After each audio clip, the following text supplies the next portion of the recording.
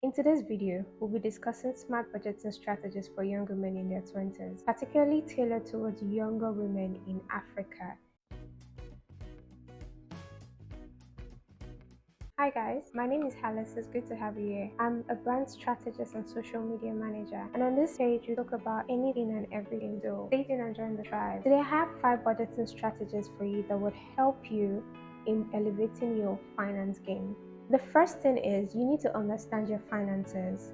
There are 3 major steps in understanding your finances. You need to understand your income, analyze your essential expense, create a savings goal. I understand that some people, they are not salaried workers, so it might be hard for you to analyze your income, but a good way to do this is to calculate the amount that you've earned over the past 3 months. So even if you're not a salaried worker, you're a small business owner, you're in school, there's a particular recurrent amount of money that you've gotten for the past 3 months. It might be from a friend, it might be from a relative, it might be from your boyfriend. Whatever it is, if it is constantly coming in, maybe in a week or in a month, over the course of 3 months, 3 to 6 months, that is your aggregate income. So now, once you've understood that as your income, it will help you to now dissect what your income is and what your expenses. So now, on the topic of expenses, you have your essential expenses and your miscellaneous. Your essential expenses is your need, something that you have to constantly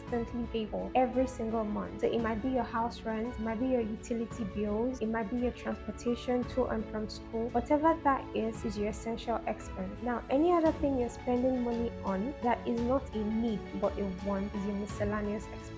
You need to prioritize your wants and your needs. What are your essentials? What are things that you're currently spending money on miscellaneous that you don't really need? It's just an expensive hobby for you. For example, fixing your nails or getting your lashes done every 2 weeks is not necessarily a want, but it's not necessarily a need, but a want. So if that's not within your budget, you might want to take that out. You need to find cost-effective ways of living. Explore options like DIY, thrifting, take advantage of company sales, do things that would make you embrace spending wisely. No matter how small it is, you need to have a savings. Now, for you to have a savings, you need to understand your income and you need to understand your expense, because one without the other cannot function. For your savings, it is very important to understand that your savings should come first from your income before your expenses.